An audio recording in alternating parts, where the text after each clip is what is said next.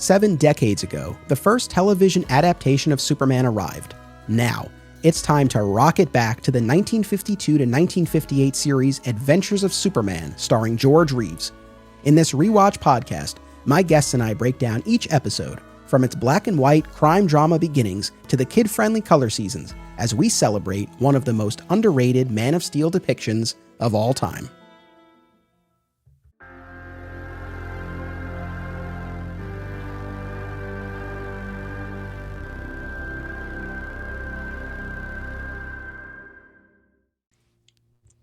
Welcome to another exciting episode in the Adventures of Superman.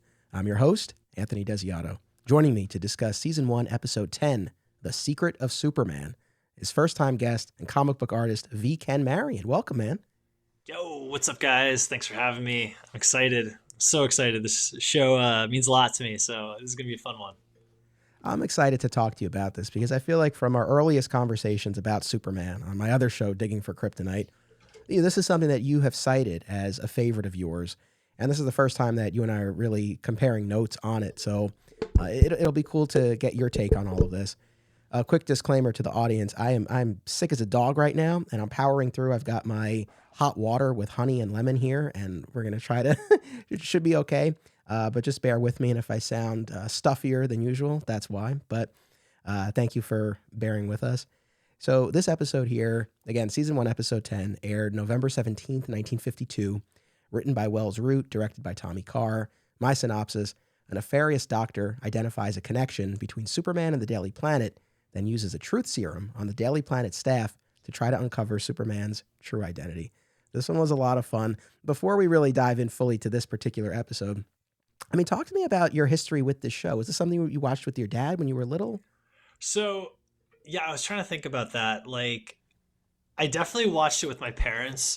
Okay, so we're both in our mid-30s. I remember being on TV when I was a real little kid. Like, when I was like 3, 4-ish years old, whether it was TV Land or Nick at Night or the Disney Channel, it was one of those channels that it was on TV. And like, so that combined with the fact that I watched a lot of Nick at Night growing up as a kid, like I Love Lucy and Bewitched and Leave It to Beaver and stuff like that with my parents, like this style of show, like this black and white kind of like sort of wholesome kind of like not sitcom but like half hour kind of show, it's very nostalgic to me. Like it brings me, this like style of show brings me right back to being a kid, and like it just in the 1950s aesthetic, like it just, I don't know, like. And my dad grew up with the show because he was born he was a kid in the 50s, so like he would always tell me about it. So this whole show is sort of just like reminds me a lot of my dad. And then when I was in college in 2000, I can't remember, mid 2000s, but like 2008, 9, somewhere in there, I got my dad this first season for Christmas on DVD. And so that year, and it must have been 2008. So we watched the whole first season back then. And to me, like in my head, that feels so recently, but I was doing the math and I'm like, God, it was like 15 years ago. Like, so yeah, that's mind boggling to me. But yeah, it really reminds me of my dad and my family and stuff. And like, I just love this take and this visual aesthetic of the character too. Yeah. No, I love to hear that. And especially coming from your perspective as an artist. I mean, yeah, the show, it's got such a cool and iconic look, and it just pulls you right into that world, from the second that those opening credits kick off and you hear the music and you see it all unfold and you see him standing there on the moon. It's just, it grabs you instantly. And this is definitely like one of my favorite versions of the character too, like in the sense of like, I love that he doesn't fight supervillains. I love that it's like, he's not super powered. Like he's not crazy super powered, like he's not omnipotent, right? He doesn't have like super hearing that he can hear the whole place. He's like kind of just like a regular guy who's strong and fast, and like that sort of, I don't want to say realism, but like, because the show's not realistic, but like it sort of feels that way at the same time. Like it's very grounded, but at the same time it's very like kinetic. Like he's always moving and jumping, and like he's not standing posturing, and like he's not like a sad stoic Superman. He's like a very like quick and fast and very confident Superman, and like I really dig it, man. Like this is like definitely a touchstone for me as like how I see the character in my head. Nice. Yeah, I've been using the word visceral a lot, I feel, in these episodes because it is. He's and especially in this first season where he's throwing punches, he's mixing it up with the bad guys. And yeah, I think you hit the nail on the head. I think it really is a really a perfect balance for this show and this era of being grounded. Like you said, he's not fighting supervillains, and we have our gangsters of the week or mad doctor or scientist of the week or whatever the case may Yeah. be. So it's grounded in that sense, but yeah, they're not slow or boring either, right? No, There they're is that action, fast. and Yeah. even in the case of the week, whatever it might be, we've always got something we can kind of sink our teeth into. So I agree, it's a nice mix. I mean, one of the things, it wasn't in this episode, but one of the things that I remembered so much from the rewatch, God, 15 years ago, is like there was like this would have multiple times where like I just remember this one scene where like Superman is like in. You probably already covered this episode, but like he's like fighting like a group of like a gangsters, and he kind of like jumps over a railing. He like Yeah, literally like jumps like he puts his hands on the railing and kind of like hops over it like parkour style almost, and then like lands in front of the guys and like fights them, and like they hit him and he like takes hits like normal people like hurt him, you know what I mean, like when they punch him. So like it's a very it's very like almost like Robin Hood kind of Superman, if you're Zorro, like I feel like this is very similar to the shows of that era, like the Robin Hood movies and like the Zorro TV show. It's like that type of character, and like I don't know, man, it's very fun. that episode is actually the next one, which I've already recorded, and it's No Holds Barred, and it's about Okay. wrestling and this crooked promoter who is he's got someone in prison who's teaching his fighters how to use these pressure point techniques. And yes, it culminates in the scene you just described, and we talked about this when we recorded of him jumping over the railing. And yeah, kinetic was I think a word used before, and it is that. I mean, it's so much fun. It's It's such a so fun cool. episode. It's so cool to see Superman like that, and like the visuals of him, like his costume isn't like perfect. Like it's like he's not like he's wearing like sweatpants and a sweatshirt. If you know, like it's like a tight fitting sweatpants sweatshirt, and his cape like hangs low in the back. Like it's not cropped to his neck around the collar. Like it hangs low. Like just he's kind of like messy looking a little bit, and like that adds to like the like I don't know, just that like visceral nature that the character has in these shows. Yeah, again, especially in this first season, he is a little rougher around the edges, right, in various Hmm. ways, and very much calls to mind that original Golden Age iteration of the character where he was like really mixing it up, and it's so cool. Maybe you already answered this in talking about the scene with him jumping over the railing, but is there anything else in terms of either specific episodes or scenes or moments or just themes or visuals, like when you think back on the show, what's the stuff that really stands out to you the most? Well, aside from that stuff, like the practicality of everything, like when he run, like I love how like when he runs and jumps out to fly and lands when he fly, like it feels so like you never see that in the show now. Like now he like kind of like like Superman, I feel like has become less kinetic as like the time's gone on. Like even the Zack Snyder stuff, which is very kinetic, like but Superman himself, like he doesn't like move a lot, and like I love just like this super like active version of Superman. But specific episodes, I actually always remember the haunted lighthouse one. I don't know why. I just think like I love that like spooky like ghost story aspect. It's something that you don't really get with Superman a lot, and like when we talked about Smallville, like the vampire episode is one of my favorite ones because it's so like out of left field of like it's like a Halloween like monster kind of episode. So like yeah, I love any of the stuff like that, and I also like the detective crime noir kind of aspect the show had too. Like again, like not at all what the modern Superman's like. It just feels so different, and like I want to use the word relatable, but like I don't know if that's the right word. I just think it's like more fast paced. No, I hear you. Look, on the subject of the haunted lighthouse, that was episode 2, and we covered it, and I made my peace with it, and I can definitely, honestly, like I can really appreciate it now in a way that I didn't the first time. And not to rehash, but I really just think it aired second, and it's included second on the DVD, even though they were shot in a different order. And it was just watching these for the first time. It It's a weird just episode. it was just a weird second outing after Superman on Earth, which gives you the origin and sets everything up. But I can appreciate it now that I've seen most of the series, and I can appreciate how I was able to build the tension and the atmosphere on the island. Hmm. It was cool. It was just, again, first time around, weird for the second Well, episode. super weird. Like, did you ever read the Hardy Boys growing up No. when you were a kid? Oh, so, I say, like, to me, like, or the Boxcar Children. Did you ever read that book series when you were Oh, a kid? I did read Yeah. Boxcar Children. Yeah. Yeah, like I feel like this show, in that episode in particular, but this show in general kind of like fits into that vein for me where like it like the Hardy Boys boxcar show, like mystery, like crime solving kind of thing. Like it sort of slots like in there in like my nostalgia in that same kind of like way. And that Haunted Lighthouse episode definitely feels like a Hardy Boys thing where there's like a spooky lighthouse and Jimmy Olsen's like looking around corners like scared. So you know what I mean? It's just like I don't know. It's just a different take, you know. No, fair enough. That's accurate. And like I said, I've come around a lot on that episode. So, look, by the time I watch it yet again, it'll probably be one of my favorites. It definitely stands out.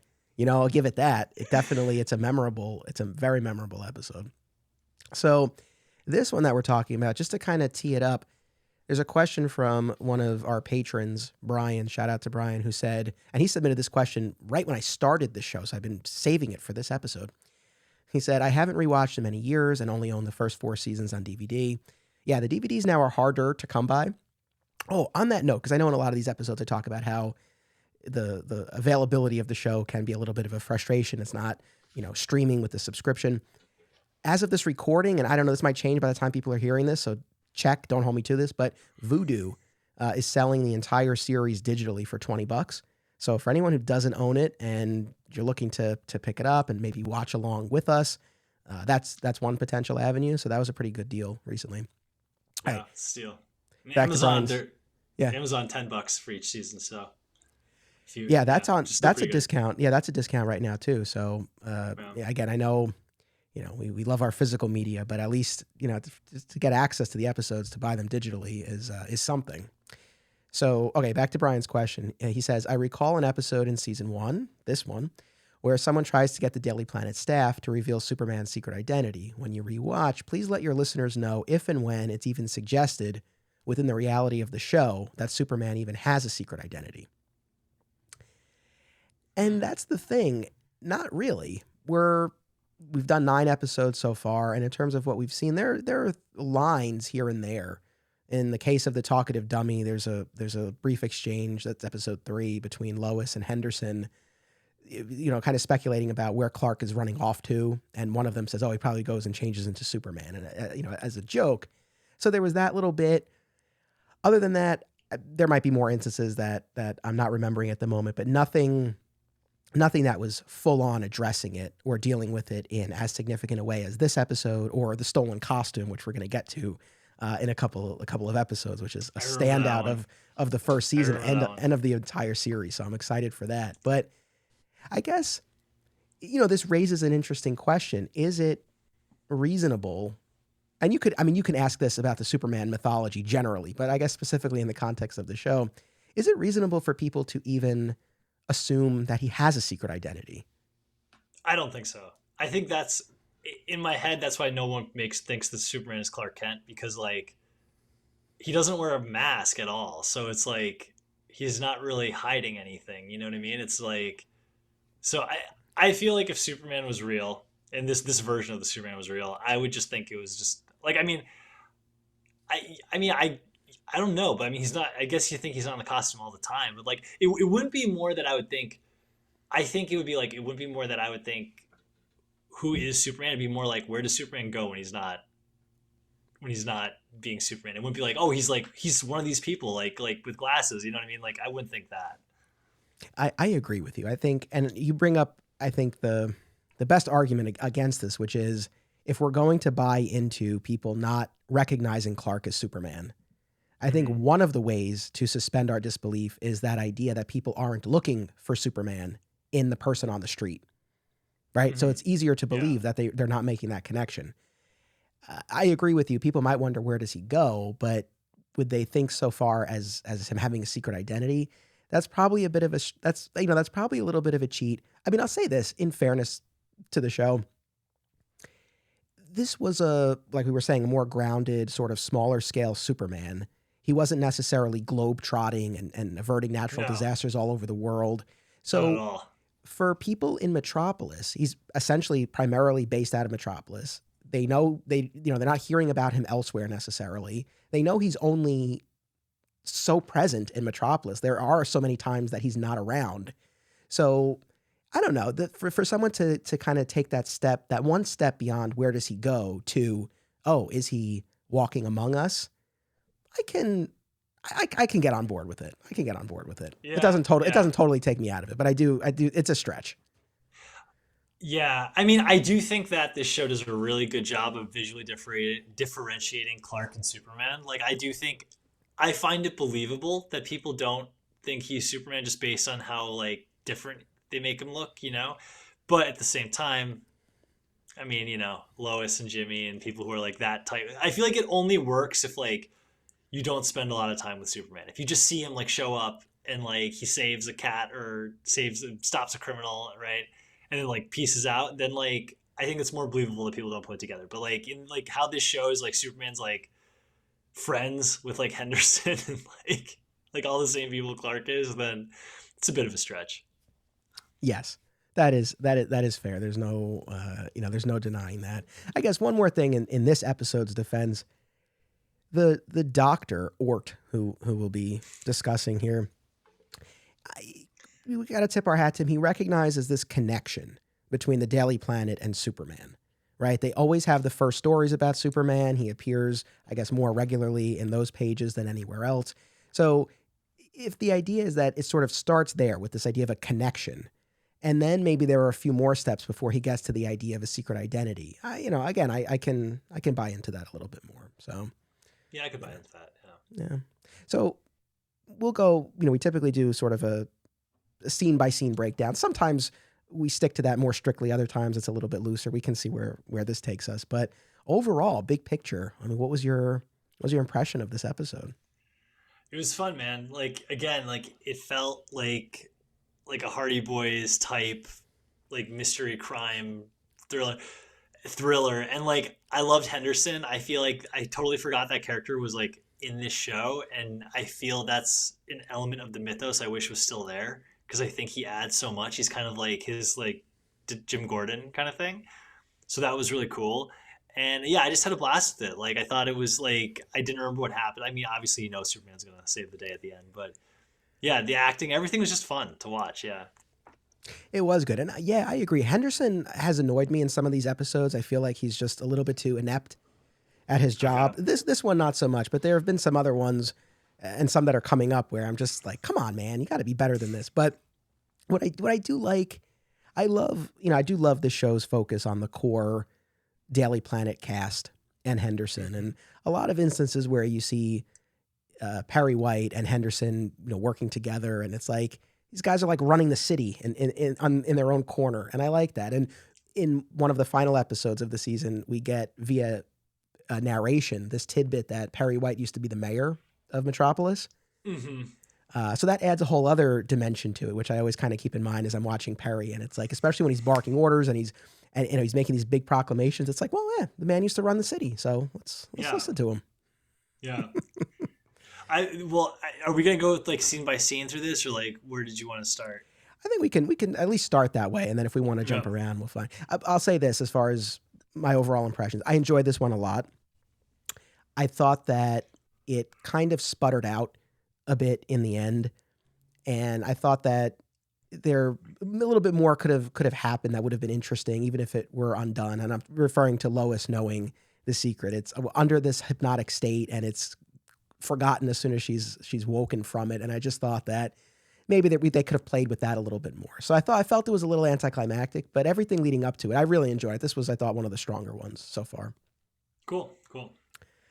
So we open on a very sleepy Clark Kent. I mean, more than he's asleep, and he's woken Which by I Mrs. Olsen. loved. I loved that he's like sleeps and eats and like is like a normal human being. Like I love that. That goes such a long way to like making the character like feel more relatable. Yeah, it's not like he's just perched on a gargoyle at the top of a building listening for trouble, or sitting in the fortress or something like that. Like, yeah, this guy's asleep. And I don't think he really liked being bothered in the middle of the night either. No, he didn't. He was very annoyed. Yeah.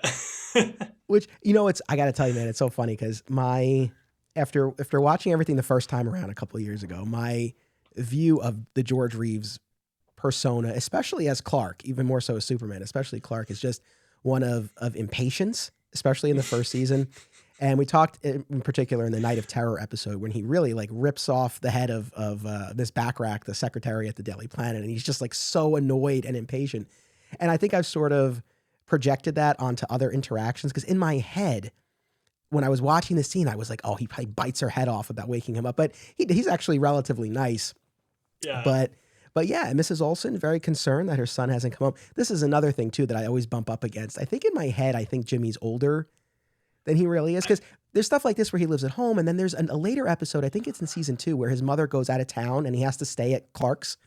Well, and it's just he's like a 30-year-old man in this show. The actor is like, I mean, maybe he's not that old, but he's like definitely in his 20s, like a full-blown adult. So like, I thought that was a little weird. I did bump up against that where like the mom's calling Clark like, where is he? It's after midnight. And I'm like, he's probably like at a bar.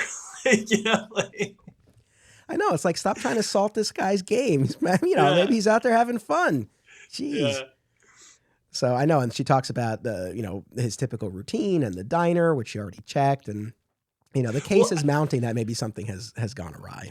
That is one of the things that, like, it definitely takes me back to that, like, 1950s, like, I don't know if this was reality or not, but, like, the projection of life that I've seen in all these, like, 1950s shows, like Leave It to Beaver and stuff, the idea that after midnight is like, oh my God, it's after midnight. Like, to me, it's like, I stay up past midnight way more than I want to, like working and stuff. And it's just like, that doesn't even seem like that late to me. So it's like, man, to live in a world where like midnight is like the deep middle of the night would be like amazing, get to bed by like 8:30, No, I know. I thought about that too. Cause I agree. I think our vision of the 50s, the way it's been depicted on screen, is of a more conservative time. Like the idea that this young guy would be out, I think at this point in the scene, it's after 1 a.m. would be unheard of, would be scandalous, right? And I do wonder too, an audience, if we have anyone who grew up during that time or can shed some light on this. Yeah, part of me feels like that's been sort of exaggerated in what we've seen. I don't know, but maybe it was like that. Yeah, who knows? I mean, my grandparents was asleep at like 9 o'clock every night, so who knows? Like. Yeah, but Clark is relatively gentle and patient with her, and he calls the Daily Planet, and we see Jim's hand pick up the phone, and then another hand pushes it down, and we see Jim in Perry's office in this trance-like state, and he's with this henchman who asks where the editor's files are. Which I wasn't sure when it first showed up, and he had that look on his face, that like the Jimmy look on his face. I wasn't sure if he was scared or like I didn't get that he was in a trance-like state at first. I thought he was just like really scared and like and then after like a minute I got it, Yeah, I think at first glance, right? I think that's a reasonable enough reading of it. Of course, later on we'll find out it's this truth serum that he's been subjected to. But yeah, at the outset, I think that's a reasonable enough, interpretation. And so he points the henchman toward Perry's filing cabinet. And the guy, as Clark later says, jimmies it open. So nice pun there for James Olsen, and pulls out the Superman folder. Mm-hmm. I guess they needed Jim to get into the building. Part of me wonders. I know this is overthinking it and nitpicking it, but that's what we're here to do. Part of me wonders how necessary all of this was, and also how long this took. If Jim leaves the office, however long, I mean, it's been hours. It took this long just to get into the office and ask where the filing cabinet is. Again, I'm probably overthinking it a little bit, but true. But it's also like, where does he keep the files? In that giant filing cabinet, the only one in the room, right there. I know. Like, that's the other thing. Maybe I can buy getting into the building and maybe even into Perry's office. Maybe the office is locked and Jim has the key or something, but it's like, where are those files? It's like, I don't know, but where do you think? Do they, I forgot to clock this when I was watching it. Do they call Jimmy Jim or Jimmy? Usually Jim. Really? Usually Jim, okay. Yeah. Not Okay, Clark exclusive. usually Clark calls him Jim. Okay. Yeah, it's not. There's definitely Jimmy's thrown around, but I would say Jim in this first season in particular, Jim more often than not. Okay. So, and we'll see as the series progresses. Jim becomes Jimmy in more ways than one. Like it was really played much more for comedic effect and stuff like that. Not that Yeah. he isn't at all in the first season, but it is definitely a more subdued version of the character than we'll get later on. Yeah. I like this I really do like this first season, Jimmy Olsen. I mean, this first season in general, I think, is the best of all of the seasons. Yeah. Yeah. So while this is all going on, Superman, flies in and very quickly, in the blink of an eye, changes into Clark. I guess maybe he had a suit stashed away in the corner of Perry's office or something like that. Or we're never given any explanation, but maybe we subscribe to the comic book theory that he's got a pouch in his cape or something like that. But the henchman takes off, and then Clark, I did think that I did clock that when he landed in the room where Jimmy was there. I was thinking in my head in the reason for the show is they wanted to cut time, but in the reality of the world that they're in, do you think Clark was like he landed and was like, oh shit, he's here? Like, do you think he was landing in there thinking no one would be in the room and be like, and then be like really surprised and be like, like. No, I don't. I think when he called the office and he heard it answer and then hang up, Okay. I guess that aroused his suspicions enough. So he then proceeds to shake Jimmy out of this trance. Now, I don't know. I'm not a doctor. What? He'll do to other people later in the show, too. Yeah. Now, again, and I'm not a doctor. I don't know if this is actually sound medical advice or this is just more of like an old wives' tale. And I also don't know when this originated. But the idea, right? Typically, you're not supposed to wake a sleepwalker. Yeah. Right. And at this point, I mean, maybe Clark he's just so savvy. He knows that something else is going on. But at first glance, it looks like Jimmy is sleepwalking. Yeah. Yeah. But he definitely gives a little, damn it, Jim, what's going on here? He's super impatient, violently shaking him, I know. He's like, God damn it. I was sound asleep. Your mother woke me. Well, what are you doing here? So that wakes him up, and we still don't know exactly what's going on. And so then we go. This is probably my favorite part of the episode. I am weirdly fascinated by this whole idea of the news club. Yeah. Okay. Yeah. I want to bring this up.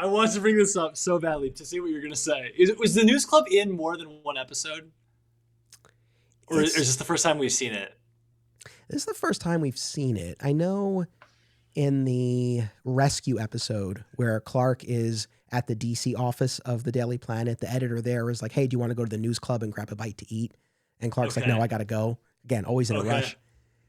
But I think this is the first time we've seen it. I don't know that we see much of it. I'll keep an eye out for it. But it's it's the middle of the night where it's past 1 o'clock at this point. This was bizarre to me. I did not clock what was going on. I literally had to rewind it and watch it again because I did not understand what was happening.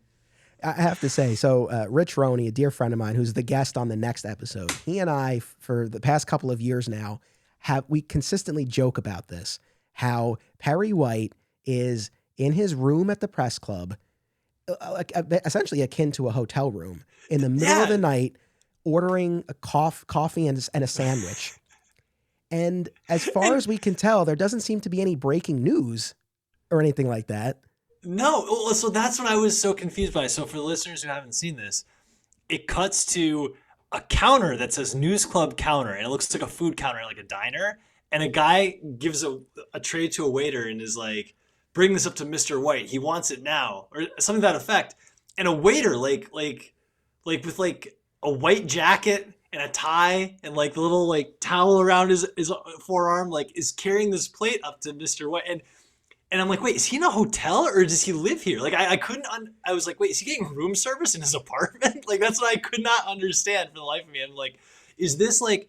Is it a hotel? Is it where he lives? Like what's going on? And he's wearing like a smoking jacket and he's like getting food delivered at 1 a.m. It's so bizarre.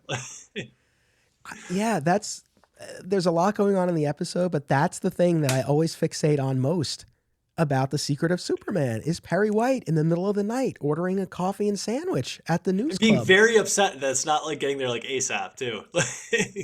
Yes, and we have the back and forth where the waiter is knocked out and then replaced by the bad guy who brings it into Perry, and even then, as the fake waiter is pouring the coffee, Perry's just like, hurry up before it freezes. Like Yeah, yeah. he's got no time for this. He's like, do you want sugar in your coffee? No, just black, and pour it before it freezes. You're taking so long. I don't. Like, I wonder. I mean, the closest equivalent I think of with the Daily Planet would be something like the New York Times, and it's one thing to have sort of a commissary dining area. I mean, this really was like a full on hotel. So I don't know how common this was for large newspapers back in the day, or to what extent it exists now. But definitely the first time I watched, I was like, "What? Like, where is this? What's going on?" It's And so also, bizarre. Yeah. presumably it's in the same building as the Daily Planet. I felt like that was a little, I'm not positive. I would imagine so, or at least nearby. I mean, I still, the first time I watched it, like I said, I had to rewind it. I thought he was getting room service in his apartment. And that was what like totally struck. And then when I rewound it, I saw the news club thing. And I was like, oh, wait, is this like, yeah, you're right. Like places have commissaries, but this is like full blown like room service in the middle of the night, like a hotel. Yeah, and look, in fairness too, he is the editor in chief. So if anyone's going to have the best accommodations, it would be him. So maybe they only have one of these sort of suites, but again, full kitchen and wait staff. And if anyone who's been to hotels, most hotels like stop doing room service at like 11. They cut it off. So it's like is he the only person that gets room service, and this is staff just for him for his sandwich and coffee at 1 a.m? I know, not a particularly complicated order either. I feel like they could just stock a fridge for him and give him a coffee maker or something. What kind of sandwich do you think he's getting? Like, you thought about this a lot. Like, what do you imagine he's getting? What would?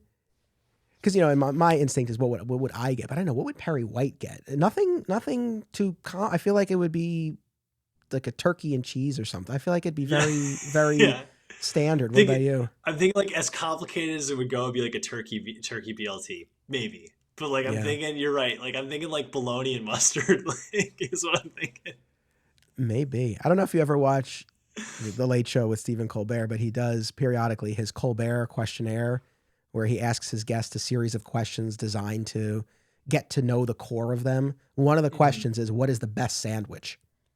What would be your answer for that? Interesting. I mean, definitely turkey is my go-to meat.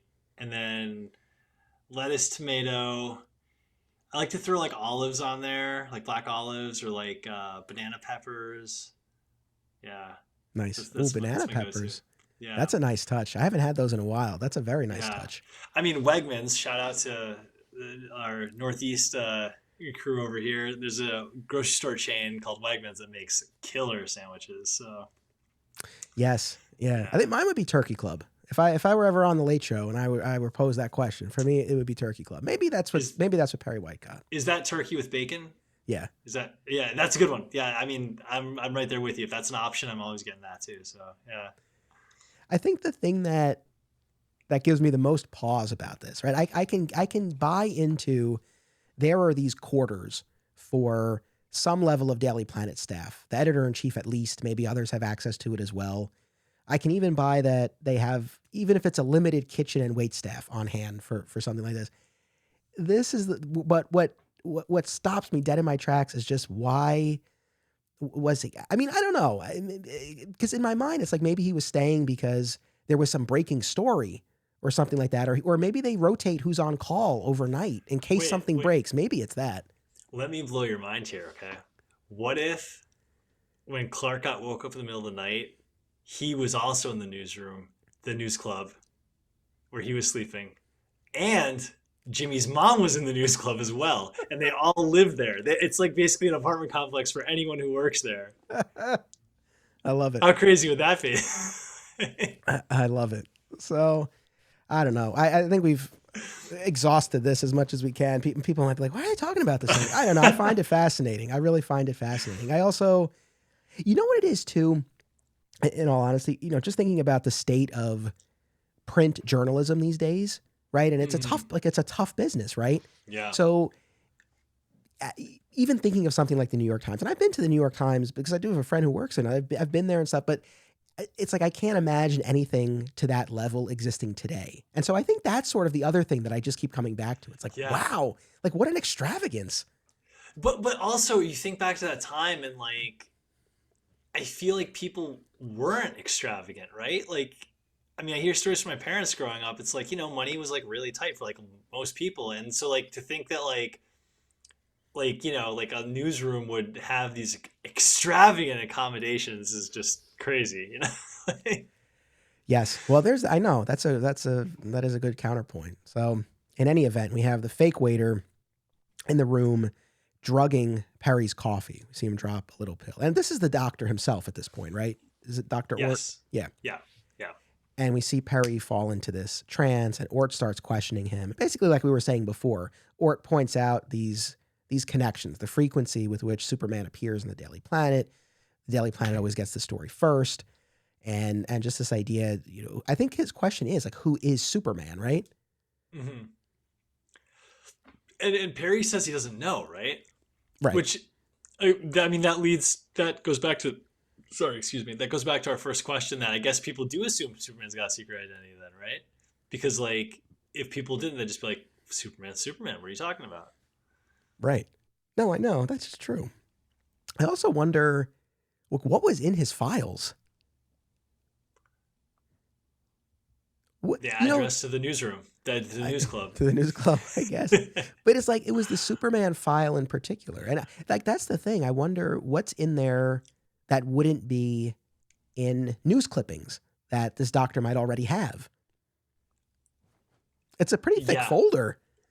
Yeah, I mean, it's for your listeners. It's a very thick folder. It's like imagine a Manila like folded folder, but like bursting. Like it's like 2 inches thick. Like so, maybe it's just copies of all the news stories. Maybe. Yeah. What would possibly be in there that would be like because it's very akin to like a movie when like you see kids like breaking into like the dean's office to get like their transcripts. Like that's like the vibe that you get from this. So you think there'd be all this like confidential information of Superman, and it's like, what would be on there? Yeah, I as we get deeper into the show, more and more, and I say this in a lot of episodes, like I'm just so fascinated by what we don't see and what we don't know, and like what's going on in the background and the backstory for some of these things. And look, and we're just there's a prop here, it's just a device to move the story along, but yeah, it just begs the question, like what would Perry have had in there, and it's locked up. Yeah, yeah. And he doesn't have that many files either. That's the thing. Like this, it's like they say it's a giant filing cabinet, but it's really not. There's maybe like 6 of these folders in there. Like it's like it's a weird thing to have in his office. Maybe it's all just Perry just writes, he speculates about what kind of sandwich Superman would like, and it's just like page after page of like what he would offer Superman if they ever dined together at the press club. So eventually, I guess it's the real waitstaff enters and interrupts, and Ort leaves, and Clark shows up because he was heading there after he left Jim. And then we get in the next scene sort of this debrief with Henderson and Clark and Perry, and they're starting to connect these dots here. What was your take on the scene generally, and especially Clark's demeanor and the extent to which he is protecting his secret or not? I mean, he's playing sort of fast and loose, no? Like, yeah, I feel like he's that seems to be his MO on the show, is just kind of throw it in people's face, and it's just I don't know, it has this weird psychological effect where they don't seem to make the connection. Yeah, because he does not go out of his way to try to throw off suspicion or anything like that. Because I think at one point, I think Perry says like, "Oh, he wants Superman, not you," and Clark just goes like, 6 of one or half a dozen of the other. It's like, what? yeah, right, yeah. He's like, well, maybe I'm Superman. Yeah, it's funny, and I do have to say that we haven't really talked about it yet. I love this version of Clark that is not bumbling, not goofy, not a caricature. He's like he's very confident, authoritative, like in command, kind of like if the cast was a basketball team, he'd be the point guard. Like he's very much like the leader, like of like obviously of the cast of the show, but like also of the characters. He's like the lead character that everyone like looks to like take the point and like make things happen. And I love that as Clark. Like I love that there's not. It's almost like Superman is like less important than Clark. You know what I mean? In a lot of ways. So No, I agree with you, and that's one of the reasons I love this show. And you and I have talked about, as much as we love the Christopher Reeve performance and all of that. I like a more competent Clark, and I do think, especially when we're talking television, I think if you're really going to invest on a weekly basis, there has to be more. There has to be more to Clark. He can't just be this caricaturish facade, right? There has to be some real weight to him, and so I think you see that here. I mean, people will hear this in the next episode. You know, Rich's take on this has always been Clark is the real deal. Like Clark is it in the show. Clark is it. Superman is just kind of an extension of that. I agree with that. And that's kind of it. And I agree. I think that's an apt description. That's kind of how I kind of view the character in general. Like, I mean, we've talked about it on a ton of other shows of your other podcast, Digging for Kryptonite. But yeah, that's kind of how I see the character in general. Is like I think Clark is who he is. But like in other media, I always see Clark as being almost like a little affected. Like it's like he's putting on a slight sort of performance to a degree. But like in this show, I think it's like straight up like Clark is 100% who he is. Yeah. Yeah, he's a badass, no doubt. Yeah, I love it. I love badass Clark and badass Superman. There's a moment here, I think it's in this scene, where Perry says something to the effect of, like, I can't have people drugging my staff. They walk around half asleep as it is already, right? Something to that effect. Yeah. So I spoke with my buddy Zach Benz, who runs dailyplanetdc.com. Shout out to Zach and the real life Daily Planet. And that was one of the things that he called out about this episode. It's like, again, it's a very harsh Perry White. It's like not so concerned that his people are being drugged and taken advantage of, being exploited, or worse, who knows? We don't know Ort's true intentions. He's just got this crack about how they're half asleep to begin with. Yeah, they're half asleep to begin with. I pay him too much. Like, it's like, what? So they hatch this plan. Crazy. Yeah, they hatch this plan where it's going to appear that Clark has been fired from the Daily Planet with this idea that he will now be the next target, right, for Ort. I clocked this too. I thought this was funny, is that he goes to the unemployment office and the lady's like, "You're back here already? Again?" It's like, wait, how long has this been going on? And then, I mean, how long realistically do you think this ruse has been going on? They've been... Okay, so this is another one of those things that Rich and I always laugh about, because it seems like, and even though it's all for show, still, it's like Clark has fallen apart almost instantly. He's filthy. Where like I mean, he's disheveled. He gets turned away at the employment office. That woman makes that remark. He goes up to the coffee cart and he can't even afford a cup of coffee. And he already owes the guy money. Yeah, and I'm not sure if you noticed this. It's kind of hard to see because it's black and white, but he's got like dirt stains all over his shirt, which is like, but it doesn't seem like that much time has passed though. That's the thing, is like, it seems like maybe like 2 days, maybe like, yeah. Okay, so I can answer this because that was always my reading on it. And like I said, Rich and I have had a lot of fun at the episode's expense because of that. However, later in this scene, when one of the henchmen approaches Clark, Jim calls over the police officer who has been following him to protect him. Right. Mm-hmm. So the whole idea here is that now Henderson, the police force, they're gonna again offer protection to the Daily Planet staff because they know they're being targeted by this doctor.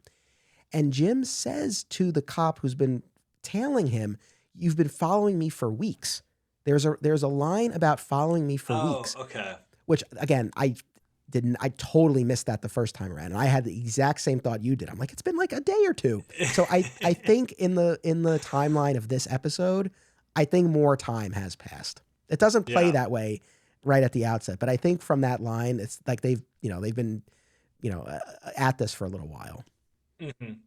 Yeah. But it is hilarious. I mean, that makes more sense. Yeah. But even then for Clark to have, like, in theory, blown through the entirety of his savings in 3 weeks as a very, like, what I would assume is a very high paid job. I mean, they have their own dinner club, for Christ's sake. Like, Like, I know. I think about that too. It's like, yeah, not so much with the savings there, I guess. yeah, He just fell apart. Even, yeah, I know that's the thing. Even if it is a few weeks, that's still not that long. yeah. Not to like get to the point where like you owe the coffee vendor like money and like literally like just dirt all over him. Like, yeah, it's And now look, again, obviously it's this, and yeah. like the unemployment office, like they're like razzing him like for keep coming back. Like that was the part I was like, wait, what? Like I don't get this. Like, Yes, I know. And you wonder how many people are involved in this. Maybe, I don't know. Maybe everyone's in on it. I mean, the coffee guy, the unemployment lady. I don't think so, but just trying to be generous here. Because right, it's all this ruse, right? They're making a big show of it to attract the attention yeah, of Ort. So it makes sense, and you appreciate Clark's commitment to the bit. But yes, it just feels like a lot in a very short amount of time, and it just feels like, oh yeah. my god, the guy's life went to hell instantaneously. But the cop who's been following Jim tries to intervene, and a shootout ensues, and the henchman gets shot. In the back, he doesn't Yeah, die. yeah. Again, this was first season. He could have died, Yeah, and even the fact yeah. that he got shot. Again, we will not see that in later seasons. So I mean, the cop gets shot in the leg too, and yeah, he's like, "Oh, I'm down." Like, yeah. And Clark, yeah, Clark offers to help this guy and take him back to the hideout. Because this was something else that Zach from the Daily Planet called out, was the fact that Clark takes him to the hideout, not to a hospital. Now, of course, Ort is a doctor and does try to save the guy, but he perishes. Um, but yeah, I mean, I feel like it tracks for this version of Clark where he's trying to get to the bottom of this. I don't know. I don't know how concerned he is necessarily with the well-being of this guy. I mean, he's super impatient. We've established that. Like no doctors, takes too long. Yeah, yeah. So I bought that. That Yeah, he was taking him to a doctor, and it was to get to the bottom of the story. So I'm on board yeah, with that.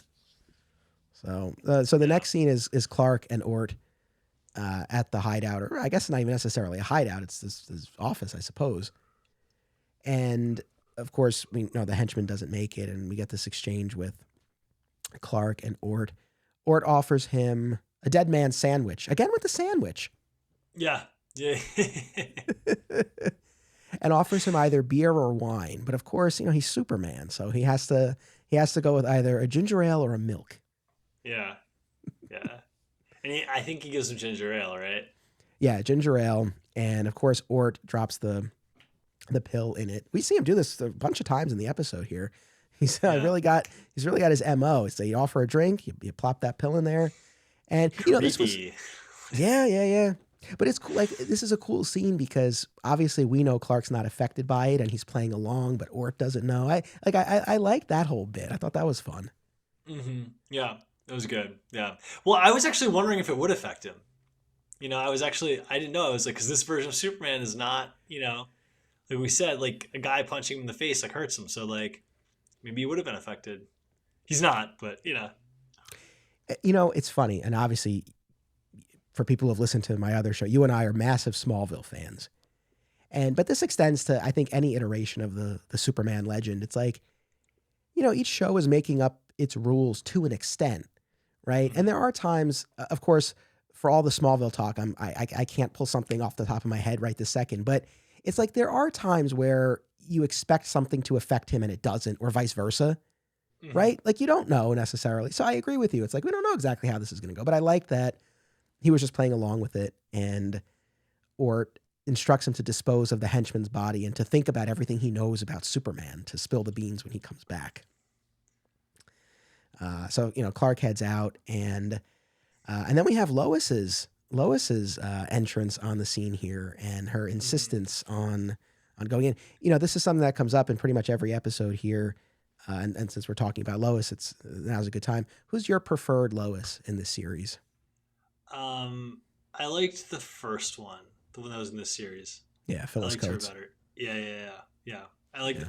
from my recollection. I haven't watched the later ones in like I said 15 years, so I don't have. But I remember thinking that I liked this one better at the time. Yeah, it's been unanimous so far on this podcast. I'm gonna be curious as we move forward and if we get some differing opinions. But all respect to Noel Neal who takes over in season 2. But this Phyllis Coates Lois, I love it. Even I had some issues with Lois in the prior episode, Rescue, where she inserts herself into this mining rescue operation needlessly, I argued. And it really sort of betrayed all reason, and it kind of bothered me about that episode. Here, too, we kind of get shades of this where she insists on going into the office. But I kind of like that bit. And she says to Jimmy, he's like, I'm a newspaper woman. And Clark's in there. I am a newspaper woman, yeah. Yeah. So I like that. And then I liked this little dance between Ort and Lois, right? Like, she knows he's up to no good. He knows she knows. He knows she's there to investigate him. There's the scene where she's like getting her drink, and Ort, ever the creep, is like, he goes, what's that? And she looks down on the floor, and then she goes, what is that? Like, no, he goes, what's that? She looks down and like looked shocked. So then he goes, it's blood, but it's not Clark's blood. It's my associate's blood. He died here. Like, it's like he like questions himself and then answers it as if like it should have been like, you know what I mean? Like, it was very funny. That was funny. And while he's doing that and she's distracted, he's like dropping that thing in her drink. Like, I know, because that's the thing. She's savvy enough. She gets ahead of it. She insists on pouring her drink. She even says woman's privilege. And she goes and she pours it herself. But yeah, I mean, this guy is very committed here, and goes to that whole routine you just described. So now she succumbs to this truth serum, and I thought this was, other than the press club and the 1 a.m. coffee and sandwich, I thought this was probably the most interesting aspect of the episode, where Ort theorizes that she could be Superman. And he even says, he's like, Superman's so compassionate, he helps the weak. Maybe he is a woman. I thought, what's your take on that? I mean, yeah, I didn't like think too hard about it. I just think it goes into the idea that like no one knows who Superman is. Like, they do that joke, and I mean, he must not have ever seen Superman, because like I think it's, Superman is very clearly a dude. Like, it's not like Spider-Man where it's like head to toe covered. Like, in theory, Spider-Man could be anyone, But yeah, I don't know. What'd you think of it? What was your take? Going back to where we started with, how reasonable it is for people to assume that there's a secret identity. I actually was like, you know what? People don't know the true nature or extent of Superman's powers. It's not said explicitly here, but it's like he could be a shapeshifter for all anybody knows, right? That's true, yeah. That was actually, my reading wasn't even necessarily that, he hasn't seen Superman or anything like that, but it's like, yeah, maybe he thinks that he can change his form. So that kind of crossed my mind. Yeah. And then I think this also, I guess, speaks to just sort of views on the genders, especially back then, although I think you probably still get a lot of this today, right? Where the qualities that he describes, he assumes are more feminine qualities, right? I thought that was ridiculous. Like, he's compassionate and caring, must be a woman. It's like, wait, what? Yeah. It's like no man would ever protect the weak. It's like, well, I mean, so I don't know. I just thought that was kind of an interesting bit. And then, and then you see Lois, she's under this trance, but you see Lois have this realization that Clark's always there, but never at the same time, always right before or right after Superman. And she realizes it's a big moment. Yeah. Does she that ever goes find nowhere out in the show? Yeah. It goes nowhere. Yeah. Does she ever find out in the show? Never permanently. As I've said, I've not, in other episodes I've mentioned, I've not watched all of the color episodes. So there may very well be episodes where she finds out that I'm not aware of, but if she does, it's never anything that continues past an episode. So that genie's always put back in a bottle if it ever even comes out again. Do they ever like have like a full blown romance in the show? Because like in this episode, they're just kind of like colleagues. They're not even like even like a hint of an attraction between Superman and Lois, like at all. There's one of the color episodes where Lois, most of the episode is a dream that Lois has, and she marries Superman. So stuff like that, but it's never. There's also another very famous color episode that I have seen where Superman pretends to either be engaged to or marry this undercover police officer. It's all part of a plot, but you see some jealousy from Lois.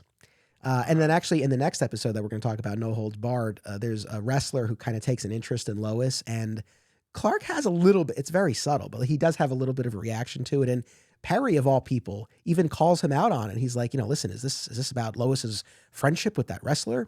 So there are hints of it, but it's never fully explored. It's not like Lois and Clark, for example. Yeah. Well, I mean, this show was made for like 8-year-old like dudes in the 50s. So like I understand why that wasn't a focal point of the show, Yes. Yeah. No, very true. So this brings us to our climax, which again, I feel like was a little bit of a letdown, although we do get a great Jim moment. So the doctor makes Lois bring Jim inside, and then he takes them into this soundproof room. Like he's gotten what he wants, the knowledge that Clark is Superman, and he's going to execute the two of them. And Jim Olsen puts himself between Lois and the gun to act as a human shield. That's a hero. That was cool. Yeah. I mean, this Jimmy is definitely more cool than like most Jimmys are in like pretty much all the media. Like this is like a very heroic version of Jimmy. Yeah, for sure. Like, yeah. And then of course Superman intervenes and is able to stop this, and shakes Lois out of it. Yeah. Gives her whiplash. This is what I was bringing up earlier before. He shakes her out of it, and her head snaps back and forth so far. I'm like, ooh, she definitely had to see like a chiropractor after that. That would look like it hurt. Yeah, and I left out probably the most important part, that before he wakes her up, she says, "You're Clark." Yeah. And then he wakes her up, and look, in defense of the show, they've established each time someone's been drugged, when they come out of it, they don't remember anything. So her lack of memory totally tracks. While this is happening, the doctor's outside in a shootout with the police. He gets shot and killed, of course, because we can't have him leave this episode with that information that Clark is Superman. And Superman is secure that Lois does it. I think the last line of the episode, he's like, "You're sure? You're sure you don't know? You don't remember anything?" And that's it. Yeah. You're sure, damn it. You're sure. I just, when I say I felt like it sputtered out, I just feel like for that brief moment where Lois knew, it would have been cool to have any more of an exchange between the two of them. And I know she was in an altered state, so she wouldn't have been herself anyway, but I don't know. It was such a brief moment. I just wish that had been capitalized on a little bit more. Yeah. I mean, it ends very abruptly, this episode. Like, it just kind of like ends. She's like, "Yo, no, yeah, I'm fine. Okay, thank God." And like the credits like come up like instantly. Yeah. But I will say I'm noticing more and more with these episodes. In a lot of cases, they do kind of just, sometimes there is more of a button on them, and sometimes it works well, and other times it's a little bit forced, and other times it's a little bit more abrupt like this. So, I don't know that this one totally stuck the landing, but it was still a fun and interesting one. Is there anything about the episode that we didn't talk about that you wanted to? I guess this isn't specific to this episode, but like, what do you think of like this version of Metropolis being like very clearly 1950s Los Angeles with like low buildings, like no tall buildings? If you ever notice this in the show, like when he's flying around, there's like very few tall buildings. It's all like the low, spread out kind of Metropolis. What's your take on that? Yeah, it's funny too, because even when the thing that I think about more than that is whenever they're on location and there's a car chase or something like that, they're always in these fields, right, outside the city, and I don't know, I can, it's consistent enough, at least within the context of this world. It's not what I think of when I think of Metropolis, but I don't know, it doesn't really bother me or take me out of it. I think I've just gotten used to it at this point. But what about you? Yeah, I mean, I like it. It reminds me of The Rocketeer. Did you ever see that movie? No. Or no? No. Oh, I know. We got that. That's got to be a Digging for Justice episode. Like, all right, when you get out of the DC, like take one little trip out of DC to do another superhero. Like I mean, especially if you like this show, you will love The Rocketeer.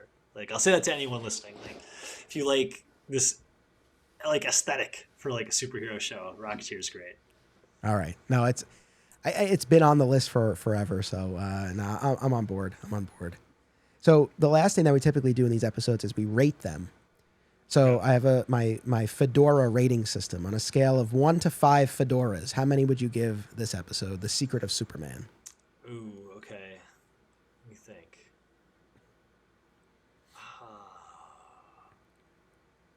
I would give it maybe a 3.5. What would you give it? I'm going to go 3. I think I was going into my rewatch expecting it to be a little bit higher, but again, I think it just sort of crapped out a little bit in the end. So I'm going to go 3. A solid episode. I enjoyed it. Yeah. I don't think it's among the stronger ones. Well, at the beginning of the episode, I said it was one of the stronger ones. It is to an extent, but it doesn't reach the heights of some of the other ones. So I'm going to stick with the 3 for this. Superman's not in a lot of it, so that brings it down, but the dining club is. So like that kind of bumps it up. So it's a weird, and I do like the mystery sort of like gangster aspect of the crime noir kind of aspect. So yeah, I mean, it's definitely not a 5, and like I think it's a 3.5. Yeah, I don't think it's quite a 4, but it's not quite a 3 for me. It's like, yeah. All right, right on. That's a solid score. So for people who want to follow you, check out more about your art, the current project that you're working on, DEATHSHROUD, which is currently in the midst of an Indiegogo campaign, where would you want to direct people? Yes, so you can follow me on the socials. On Instagram is at V Ken Marion, and Twitter is at VK Marion. And I'm a comic book artist, and the project that I'm currently working on right now is called DEATHSHROUD. It's a new independent comic book. The crowdfunding is going on right now on Indiegogo. So please go Google DEATHSHROUD comic book, DEATHSHROUD Indiegogo. It's the giant size, issue number 1, 52 pages. Drawn art by me, colors by Andrew Dahlhaus, written and created by Chad Larson. It's a dark anti-hero kind of in the vein of like a Spawn and Darksiders, Diablo video games, Venom, like all the kind of properties like that. Like it's in that sort of vein and like ilk. So if that sounds like something you'd be interested in, please go check it out. We have 6 issues already done in the can. This is for the first one, so they're going to be shipping immediately. So please go check that out. Yeah, it's been absolute blast. It's a great, fun, awesome comic book. And follow the socials for DEATHSHROUD too on Twitter and Instagram. Awesome. I hope everyone will check that out. And I'll throw a link to the Indiegogo campaign in the show notes for this. Thank you. Wish you and the rest of the creative team a lot of luck with the campaign. So thank you, Ken. Always a pleasure when we get to talk Superman. This is the first time we got to do it on this show. Yes, and I look forward to the next time. We've already got you booked for Ghost Wolf down the line. Oh, I can't wait. I'm hoping that's like a supernatural spooky one. I picked it based off the title, so like if it is, I'm gonna be psyched. Like, yeah, because I do not remember what it was, so I'm very excited. All right, well, stay tuned. But thank you, Ken. Thank you, audience. As always, I really do appreciate it. Make sure you come back in 2 weeks for our next all-new episode. Adventures await. This show is part of the Flat Squirrel Podcast Network, home to Digging for Kryptonite, another exciting episode in the adventures of Superman, Summoning the Zords, and My Comic Shop History, available wherever you get your podcasts. Be sure to subscribe and leave a review today. Sign up at patreon.com/Anthony Desiato for additional content. Thank you all.